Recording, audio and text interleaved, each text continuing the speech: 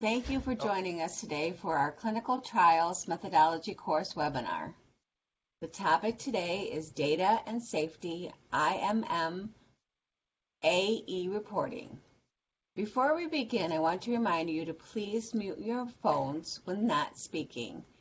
You may unmute to ask questions or type your questions in the chat feature at the top of your screen. Also, please make certain to evaluate this webinar, especially if you would like CME credit for attending today. The link to the evaluation is in the chat box. Lastly, please mark your calendars for our next webinar on July 16th at noon Eastern. The topic is Rare Disease Trials. I'd like now to introduce today's presenter and one of our CTMC faculty members, Dr. Roger Lewis. He is a professor at the David Geffen School of Medicine at UCLA and chair of the Department of Emergency Medicine at Harbor-UCLA Medical Center.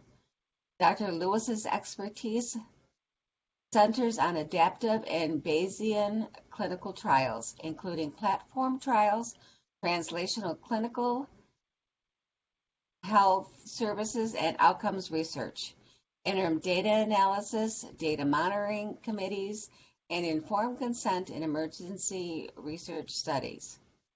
He is a past president of the Society for Academic Emergency Medicine, currently a member of the board of directors for the Society of Clinical Trials, and the senior medical scientist at Berry Consultants, LCC, a group that specializes in adaptive clinical trials.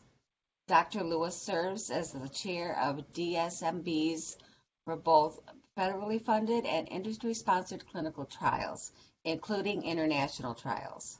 He has served as a content reviewer for many peer-reviewed journals and has authored or co-authored over 200 original research publications, reviews, editorials, and chapters. I would like to thank Dr. Lewis today for his time and presentation. Great, thank you very much. And Lisa, you can hear me okay? Yes. Okay, very good. So today I'm going to talk about the general concept of how one monitors an ongoing clinical trial with the goals of both ensuring the safety of the trial participants and the ongoing value and scientific validity of the trial.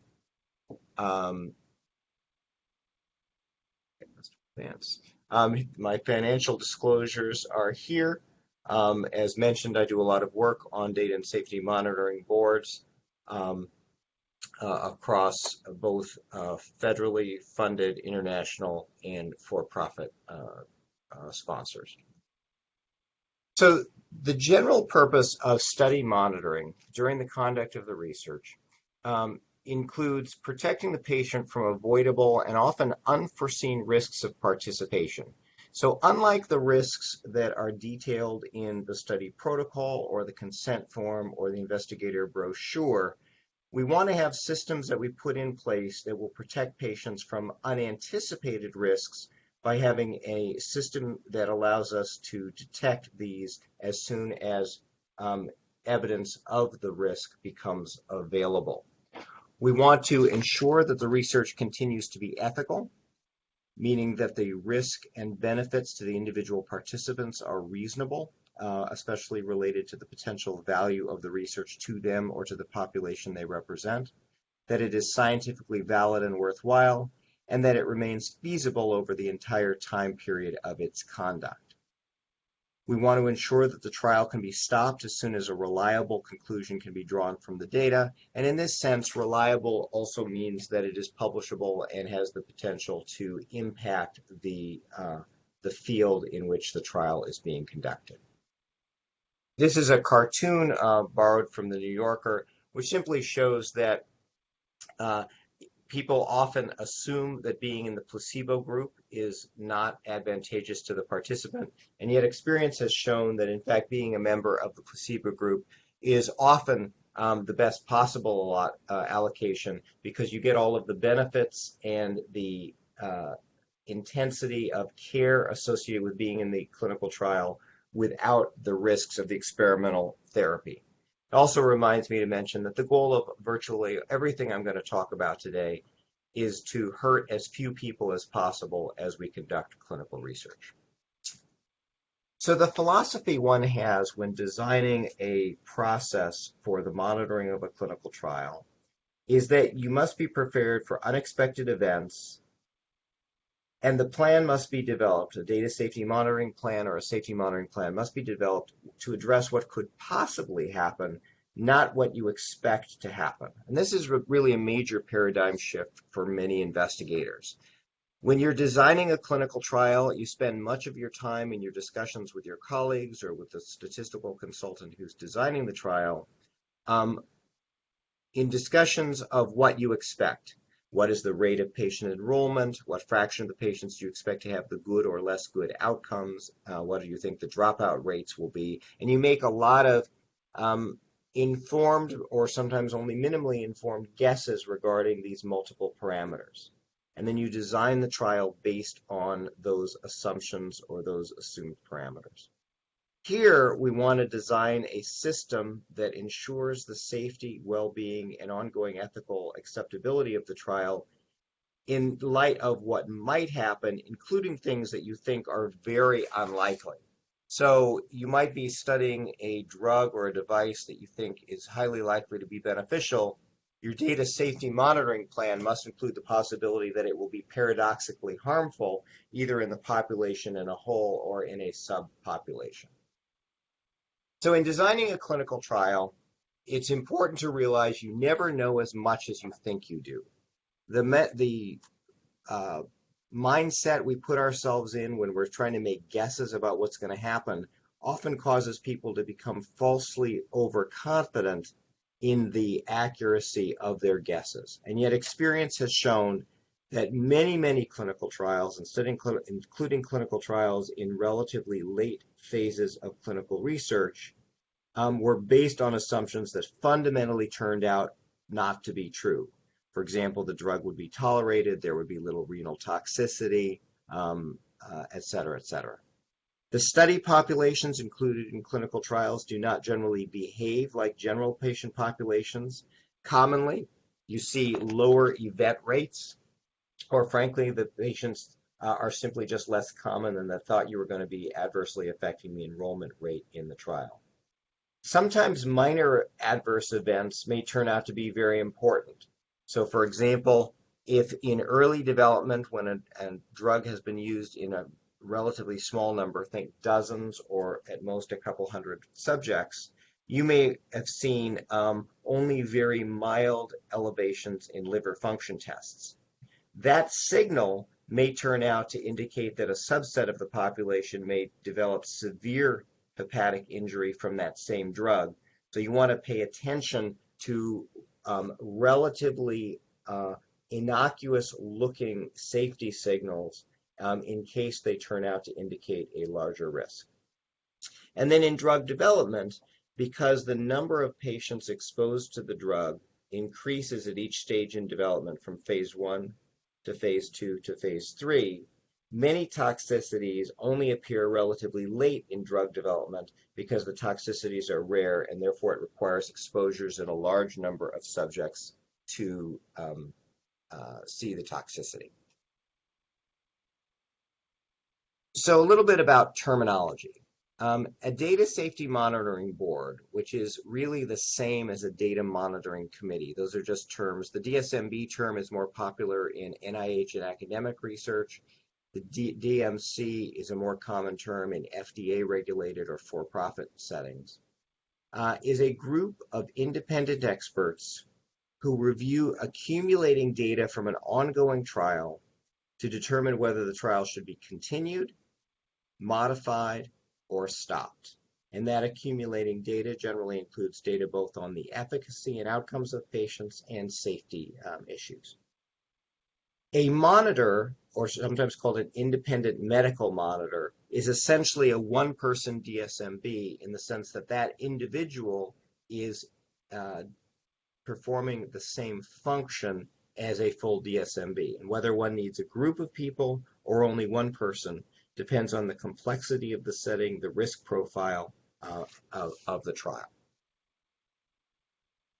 Now, there's another common use of the word monitor in clinical research, and that's the person who goes out to verify, either directly or remotely, that the information and the data that are entered into case report forms, or CRFs, can in fact be traced to source documents like the electronic medical record or paper-based medical records. So that's a study monitor, and that's a function that's intended to ensure the integrity of the data collected in the clinical trial. And this is very common in all large clinical trials, and especially those in which the sponsor expects the data to be subject to FDA review. There's really no relationship between this use of the word monitor or the monitoring of case report forms and data and safety monitoring. So one just wants to be aware that this word is used in at least two completely different settings. So the goal of safety monitoring, and that is looking at incoming data on adverse events or negative things that happen to patients, is the detection of intervention-associated adverse events against a background rate of adverse events that happen in the population. So if you consider a clinical population, whether it's a population with an acute neurologic disease or an infection or undergoing a surgical procedure, there is going to be a certain background rate of bad things that happen to such patients. And that background rate may be 1%, it may be 10%. In some settings, it's very, very high. The goal of safety monitoring is to attempt to identify additional incremental risk or adverse events associated with one or more of the treatment arms of the study against that background rate. This includes identification of unanticipated intervention-associated adverse events, identification of subgroups that are at increased risk. For example, maybe only the diabetics are having an adverse renal effect from a drug, and verification that the expected adverse events are not occurring more often than expected. So, for example, if you know that a drug, say an antiplatelet agent used in acute ischemic stroke, is likely to cause bleeding, you want to verify that the rate of clinically serious bleeding in the population is not higher than you expect based on earlier work with the drug, or higher than that was explained to the study participants and their families when they enrolled in the trial. It's very important to understand what the term adverse event means, because it's a little different than what one might assume based on just common sense, if you will. An adverse event is anything bad that happens to a patient while they are participating in a clinical trial, regardless of whether you think there's any relationship between the event and their participation. Similarly, an adverse drug experience is an adverse event that occurs after the patient is given a drug, so at least it could in principle be caused by or influenced by the drug. And an adverse device effect is an adverse event in a device trial, again, after the device is used on the subject. So the general term adverse event would include, for example, a patient who participates in a study of an antibiotic who is hit by a bus crossing the street. Being hit by the bus is an adverse event in that clinical trial, although presumably there's no direct relationship between the antibiotic that was provided and being hit by the bus.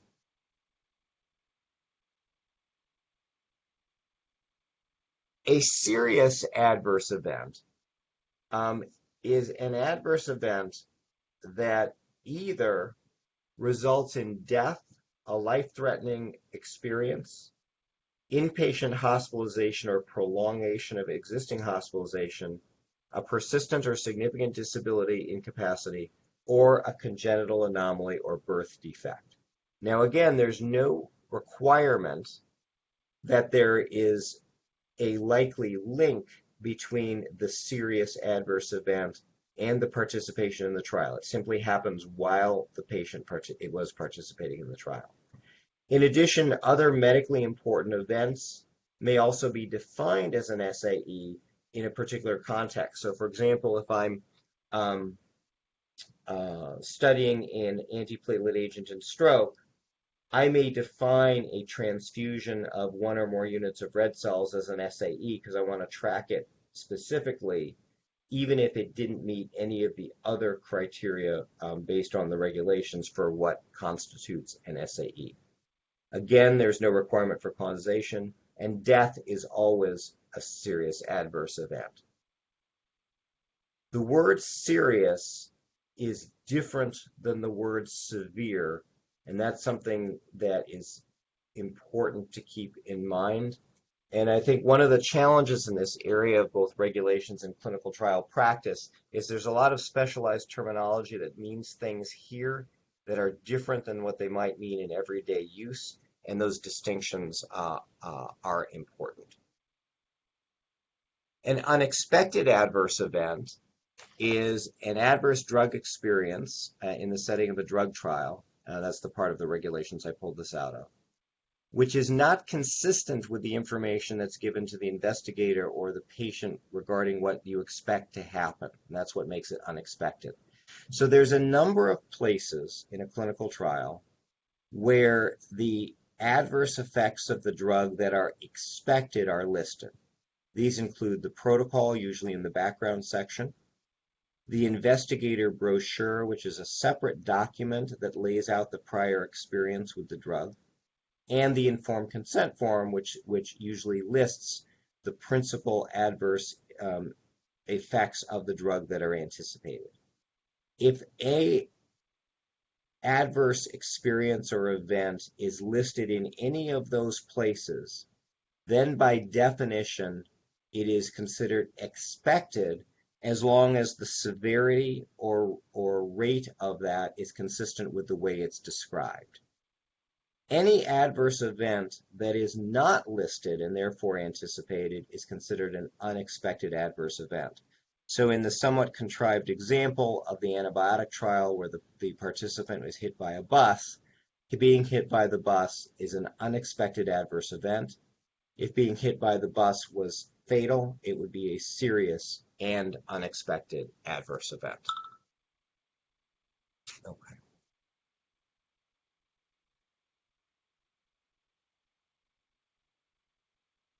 Now, there may also be adverse events that are anticipated and are particularly relevant, like bleeding in an antiplatelet or an anticoagulation trial, suicide in a trial of an antidepressant.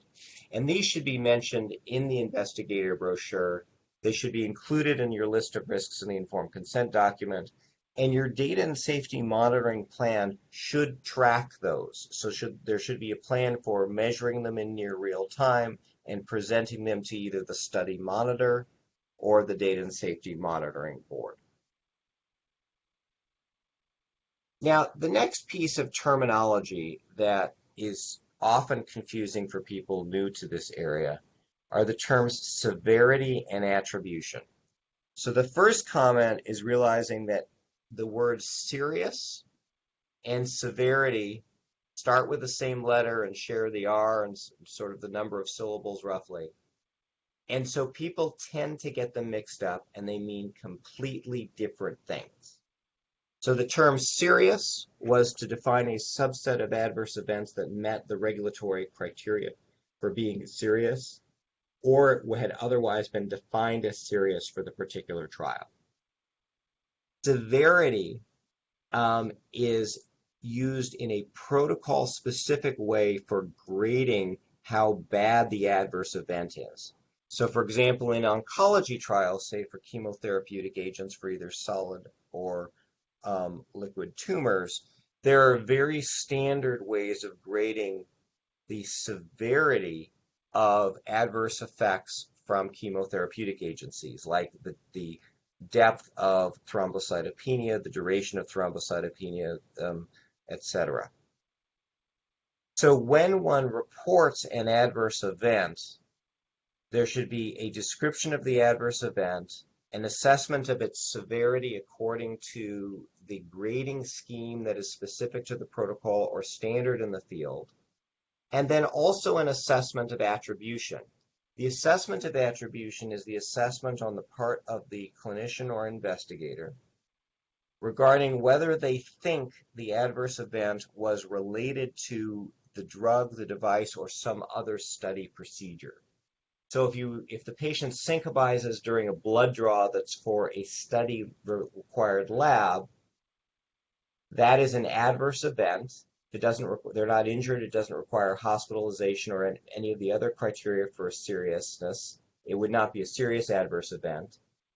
It may be considered minor in severity, and it would be attributed as caused by study procedures because the blood was only being drawn because the patient was being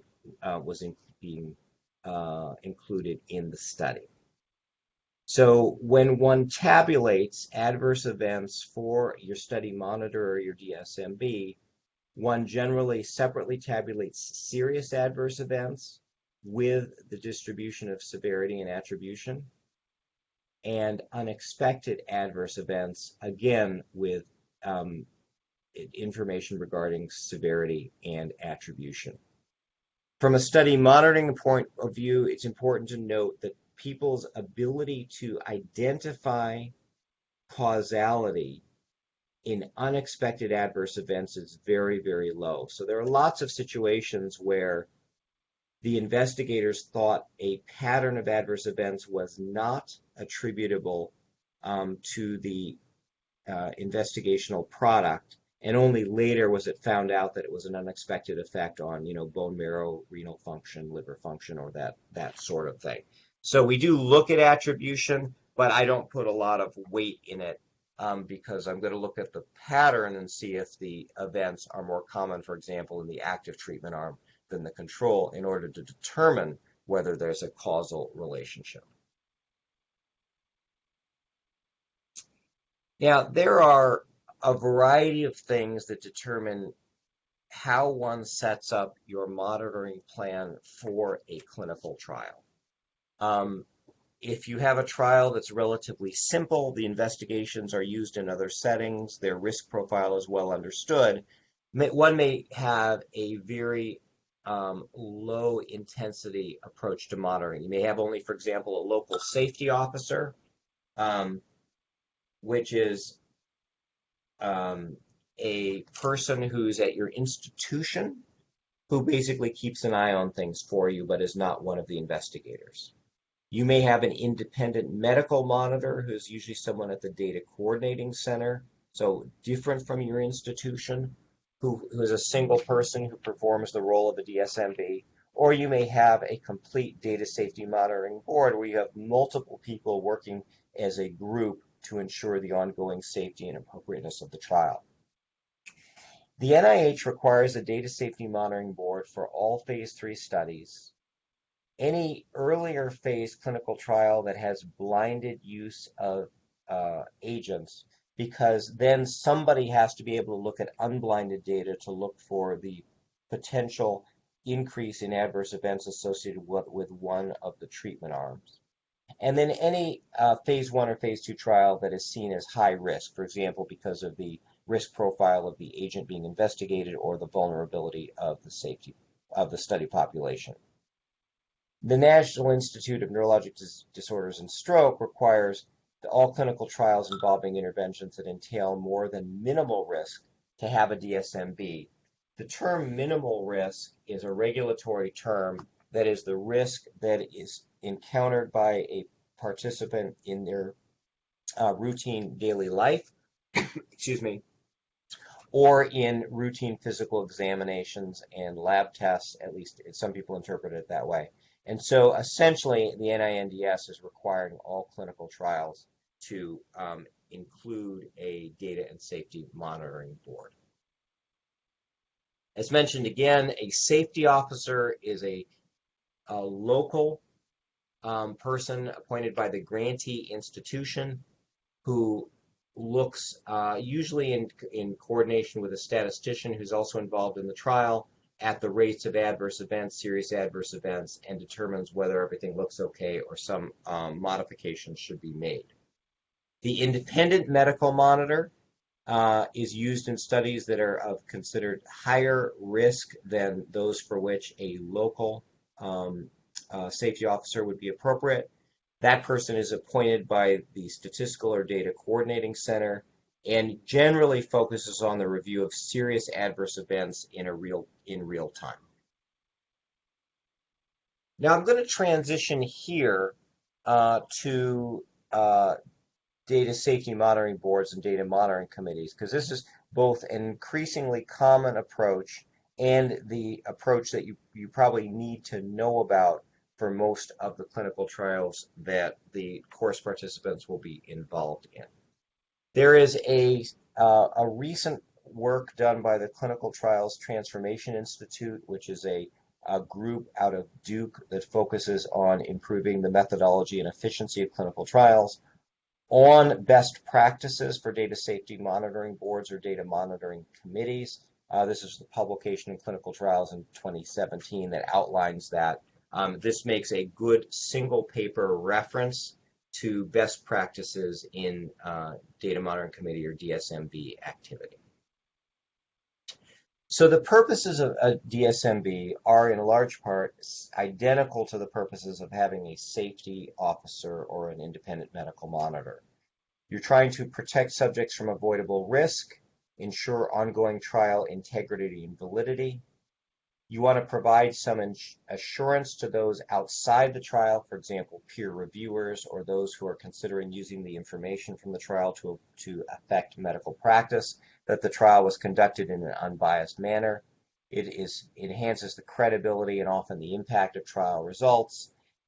And a last thing, which is often underappreciated, is the DSMB is there to operationalize the sponsors or the principal investigator's goals and values regarding continuation of the trial or evaluation of the product in evaluation. So, for example, if a DSMB is looking at accumulating unblinded data, and it appears the trial may be futile, meaning unlikely to be able to clearly answer the question being posed or giving a positive answer, it's important for the DSMB to know what thresholds for futilities might have motivated the principal investigator or the sponsor to want to abandon further conduct of the trial, further use of the agent, independent of whether there are any safety concerns. So the DSMB accomplishes its task by reviewing accumulating efficacy and safety data during the conduct of the trial. These reviews are unblinded. There is virtually no purpose to ever give a DSMB blinded or aggregated data, because the DSMB needs to understand the differences to what happens to people between the treatment groups. There's still some outdated stuff written out there that says DSMB should look at blinded data. Every expert group that looks at this concludes that that's crazy. So if there's two things you get from this talk, one is that the words serious and severity are different words for adverse events, and it should be that DSMB should always look at unblinded efficacy and unblinded safety data. The DSMB makes an explicit judgment regarding the balance of benefit and risk for subjects, and therefore, in general, you should always look at efficacy and safety data together. In rare cases, people look at only one and not the other, usually safety without efficacy. That is generally ill-advised, and you will find stuff written out there that talks about safety committees looking only at safety data, and that is a very outdated way of thinking about how we ensure the appropriateness of an ongoing clinical trial. The DSMB has both specialized expertise, ideally regarding the clinical domain in which the research is being conducted, the trial design itself, and other considerations, and access to the specific accumulating data for the trial across all study sites that the IRB does not. So the DSMB has the ability to oversee a clinical trial in a way that the local institutional review board, or frankly, even a centralized IRB simply does not have. So that it performs complementary but different roles. The membership of a DSMB is really critically important, both in scope and depth. Regarding scope, one wants to make sure that you have deep expertise in the medical domain in which the investigation is being conducted, so people know what is normal for patients with this disease or receiving these types of treatments. You want expertise in clinical trial research methodology, which is both trial design and statistics. Ethics, especially in trials evaluating therapies for diseases that have more morbidity associated with either the disease or the treatment. Maybe pharmacokinetics, depending on the stage of the disease, and regulatory requirements. One wants a balance of perspectives in the membership. You don't want just people who are interested in the disease or just people who are interested in clinical trial methodology. You really want a variety of perspectives. And you want members who, frankly, are able to work well together so that the decisions reached by the DSMB benefit from what we sometimes call the wisdom of the group, which is the ability of everybody to listen to each other's perspectives and points of view and balance the different perspectives in informing good decision making. The way the DSMB operates is governed by a charter, which is a document separate from the design of the trial. The charter is a very structured document that gives rules regarding membership, voting, blinding, maintenance of minutes, what constitutes a quorum, data elements that must be reviewed by the DSMB, the timing and frequency of DSMB meetings, and all those sorts of things.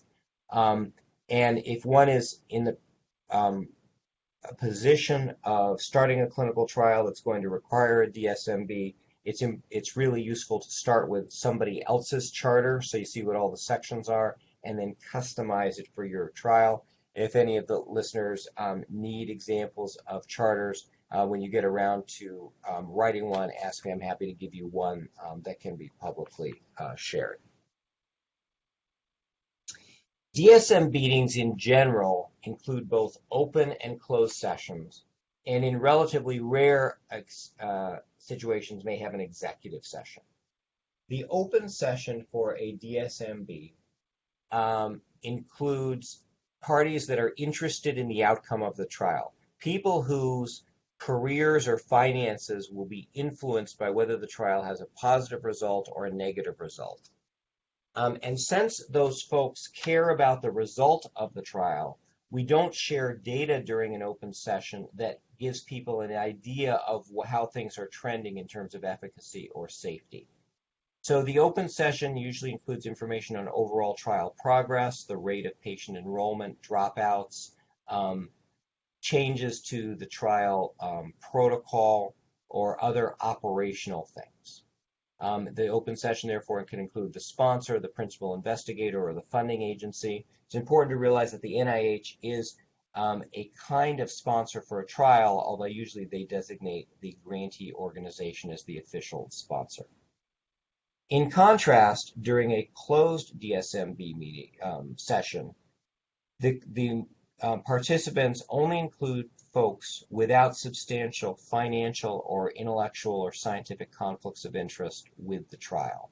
So this would include the DSMB members, voting and non-voting, and those in general who are preparing the unblinded materials for the DSMB so that if there's questions about tables or data quality, the people who actually prepared those reports are there to answer those questions. During the closed session, one discusses unblinded data, both efficacy and safety, and this is where the vast majority of the meaningful discussion for the DSMB occurs.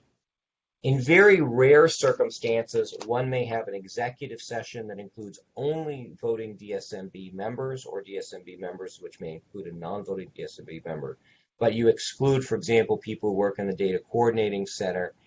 I have only had executive sessions when a concern needed to be raised or discussed regarding the performance of the data coordinating center or other people who would have otherwise been in the closed DSMB meeting, or where there were issues of questions about misconduct, data fabrication, those sorts of things in which you wanted to keep the group discussing them to the smallest group possible.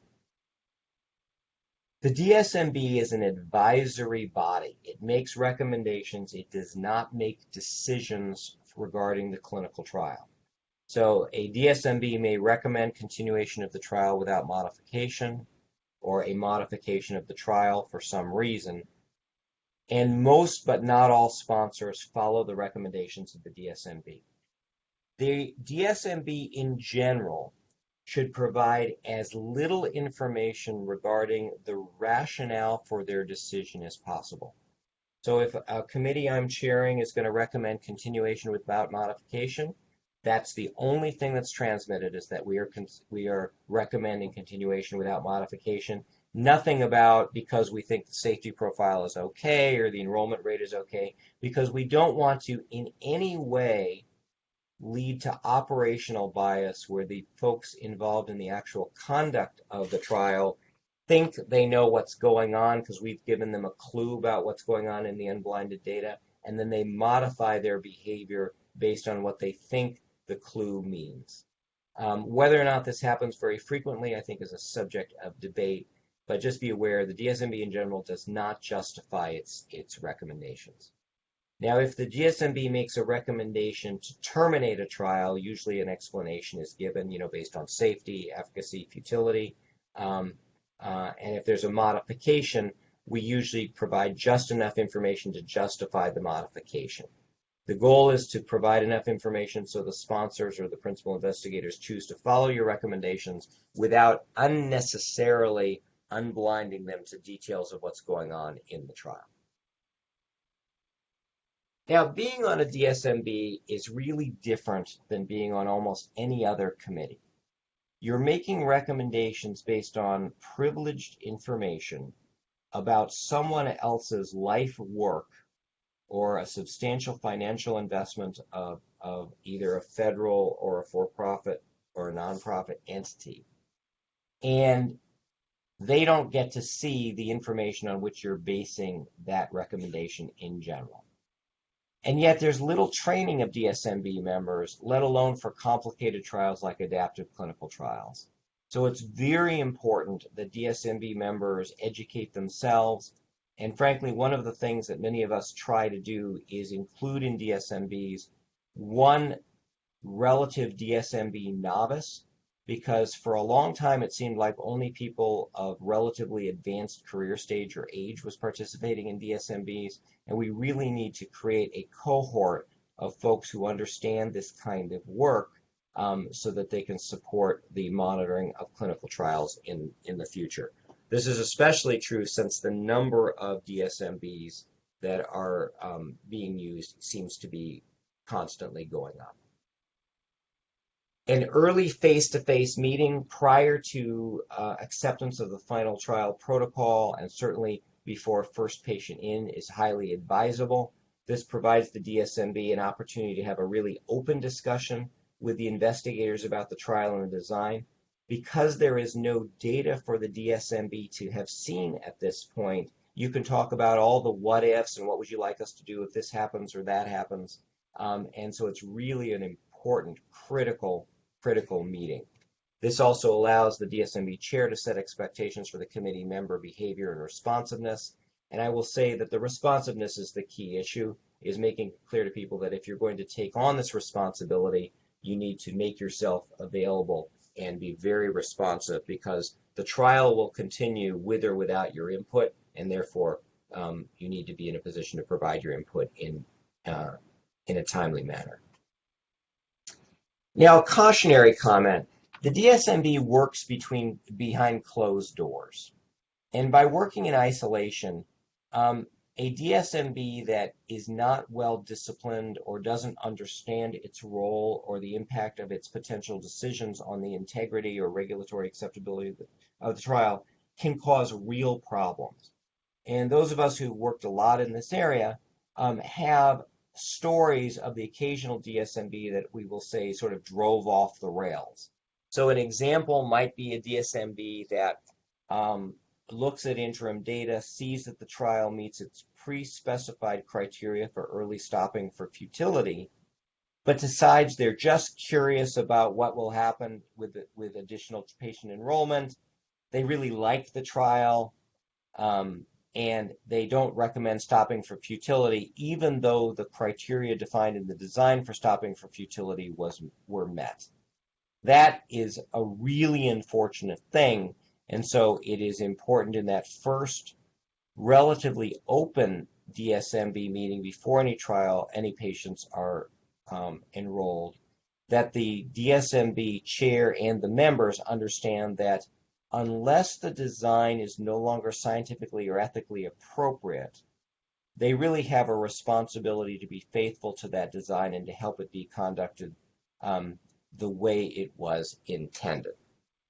Now, this is a big topic, but I just want to make the point that you don't get to just make it up as you go as a DSMB member. You really, there are strict guardrails within which one ought to work. There's a lot that's written about conflict of interest in selecting members for a DSMB. As a general rule, the amount of expertise someone has in an area and the potential conflict of interest, either because they have interests in other trials in the same area, tend to go up and down together. So if you want people with great expertise in a particular area of medicine, they generally have had collaborations with folks and they have strong opinions. The goal in a DSMB is not to have folks without conflict of interest. It's to have folks with a substantial breadth of expertise and a variety of levels of expertise and conflicts so that the different perspectives can be appreciated and integrated. The most important thing to managing conflicts of interest in a DSMB is to make sure everybody knows what those conflicts are so they can consider them when folks are expressing their opinions or making recommendations. That said, as a general rule, no DSMB member may have a financial interest in the sponsor or the outcome of the trial. Those are generally considered completely disqualifying conflicts of interest, at least for late phase clinical research. I will point out that in the pharmaceutical industry, it is very common in early phase clinical research, phase 1 and phase 2, for DSMB members to actually be employees of the sponsor, therefore have a financial conflict of interest. And the assumption is that the sponsor's interest at that point is in running a good trial that informs later development, and therefore the interests are aligned with good scientific practice. And I will say that in my experience that folks' behaviors would suggest that that in fact works just fine. Now the data that the DSMB looks at may be quite complicated, and this is an actual data slide from the DAWN trial, which was a trial of a thrombectomy strategy in patients with acute ischemic stroke associated with large vessel occlusions that were presenting outside of both the TPA window and the traditional thrombectomy window. And I only put I was on this DSMB, this is an actual data slide, and I only put it here to point out that the DSMB really needs to understand the data analysis. In this case, the different colors show the control, which is a medical therapy versus device arm. The patients are rated on a modified Rankin scale, which is an ordinal scale, but each MRS value has a different weight associated with its value for patients. For example, a 5 and a 6, which is a persistent vegetative state and death, are considered equivalent in terms of their value to patients. And then the lines are the fitted relationships between the outcome with each treatment related to the infarct size on initial imaging of the patient. I only put this slide here to show you that you can't just look at this slide and have an instant opinion that's informed regarding whether the trial should continue or not. These are in fact the data that prompted early termination of this trial for success and the demonstrated superiority of the thrombectomy-based treatment over the medical therapy. A good DSMB has a good DSMB chair. The DSMB chair should have broad understanding of the clinical, statistical, logistical, and regulatory considerations. They should be free from strong opinions regarding the likely efficacy or safety of the intervention being evaluated.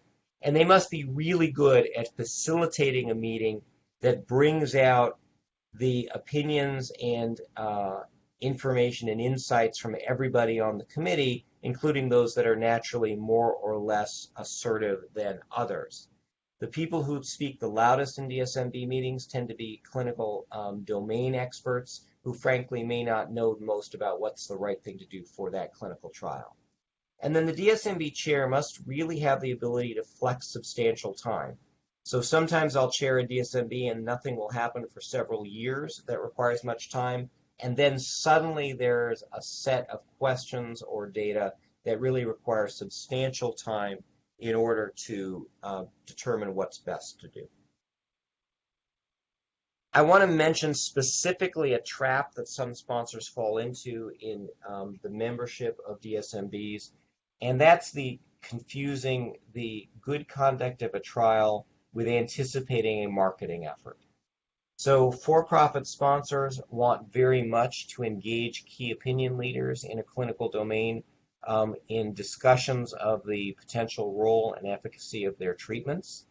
And sometimes that prompts some sponsors to want to get key opinion leaders as members of the DSMB. The idea is if I can't get Dr. X, who's a well-recognized authority in this field, to be an investigator in my trial or on the steering committee, I'll put them on the DSMB. They'll see how wonderful my trial is. And when the trial is over, they will be a natural spokesperson for my device or drug. This, in my experience, is a highly problematic strategy. It confuses marketing with good scientific practice, which is almost always a problem. And key opinion leaders tend to have limited time to actually devote to doing high-quality DSMB work. They tend to have strong preformed opinions, which is not what you want. And as I wrote here, their authority that they carry with their voice often exceeds their understanding of the trial design or the limits of sparse data. When they see sparse data that either agrees with their preconceived notion, they tend to put undue weight in it, and when it disagrees, they tend to discount it. And then they often have a lack of familiarity with the considerations in what you can and cannot change in an ongoing clinical trial and preserve its statistical or regulatory quality. So this is just something that as a pattern that I've observed that I wanted to raise your awareness. So in conclusion regarding a DSMB, the membership should include the variety of expertise. The DSMB needs to actively monitor efficacy, safety, and futility by looking at unblinded data and understand the importance of fidelity to and the appropriateness of the original study design.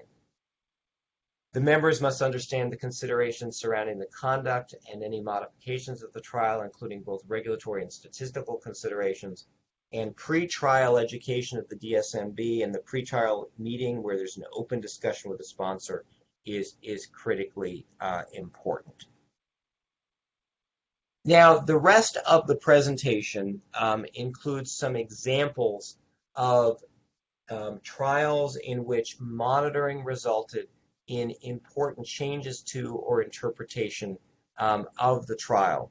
And the slides can be distributed as a PDF, so you can look through these. These are old examples. They're well documented.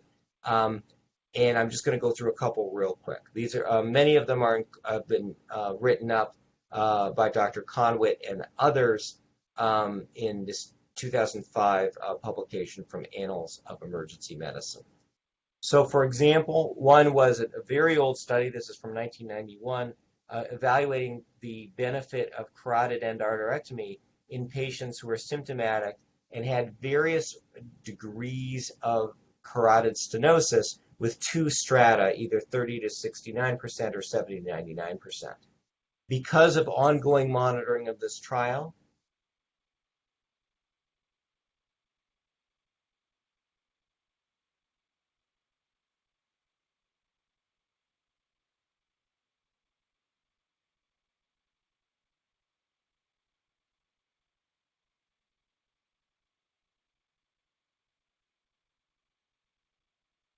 of the trial, and this was only possible because of the ongoing monitoring of the trial.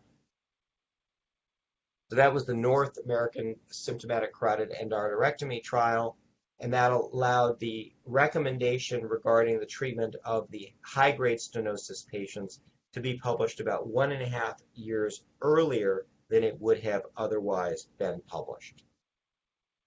As a counterexample, this is a study of topiramate in ALS, and the primary endpoint was arm strength. And paradoxically, what they identified, because of the data safety monitoring plan that was in place, was a more rapid decrease in arm strength in the active treatment arm compared to the control, suggesting that there was possible harm from the active treatment. Again, this was only detected because there was a pre-specified plan in place to look for evidence of harm, although I don't think there were criteria for defining what degree of harm would require early termination. This had an immediate effect in the sense that there was a plan for an open-label active drug continuation phase of the trial. That was, of course, terminated when they noted both the evidence of faster decrease in arm strength with active treatment and, in fact, an excess number of cases of thromboembolism, which was unexpected and therefore would have represented an imbalance and unexpected adverse events in the trial. So we're about 10 minutes to the hour. There's a couple more examples which you're welcome to read. But what I'd like to do is open it up and see if anybody wants to post any questions via the chat function. Hopefully I'm doing this right. And I'd be happy to take any questions or comments. So let me open it up at this point. We have a relatively small group, so we may be able to even do verbal questions if anybody is interested. But I think Lisa would have to take everybody off mute.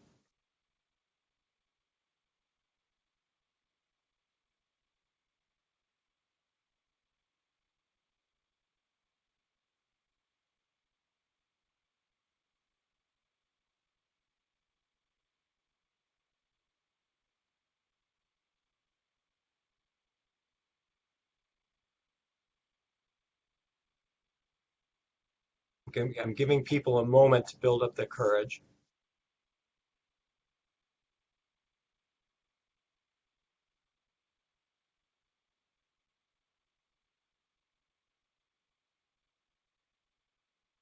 So the question that was posed is, how do industry DSMBs differ from NIH? So, this presentation is part of an NIH-sponsored clinical trials methodology course. So please keep that in mind. As a general rule, NIH was earlier to require the use of DSMBs. In fact, much of what's written about DSMBs from the 80s was based on work done at the National Heart, Lung, and Blood Institute. But in my opinion, industry has actually done a lot of work to sort of perfect and standardize DSMB work, and NIH, I believe, has fallen behind. For example, industry understands that as the funder of research, they cannot participate in a DSMB. Many NIH institutes still believe the program officer should be able to participate in the closed sessions of DSMB.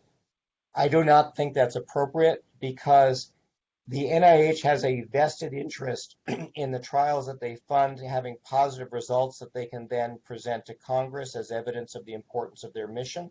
And therefore, I believe they have similar conflicts of interest to for-profit entities.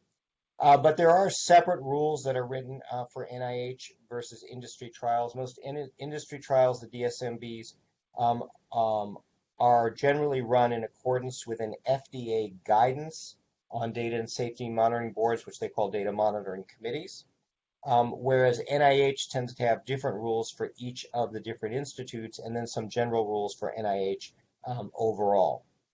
Often the NIH DSMBs are put in place to oversee a variety of research that's conducted within an NIH-supported network.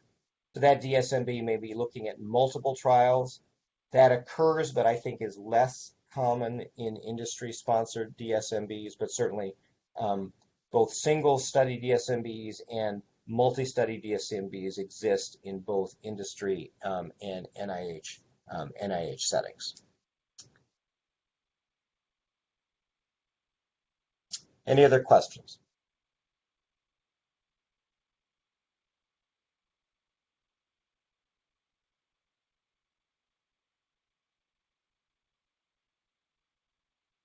Okay, seeing none, I thank everybody for your time and for participating. And it would be great if folks could evaluate the webinar at the link that was provided in the opening chat from Lisa. So thank you very much for your time. And for those of you participating in the CTMC course, I look forward to seeing you face-to-face in the in-residence portion of the course. Have a good rest of your day. Bye-bye.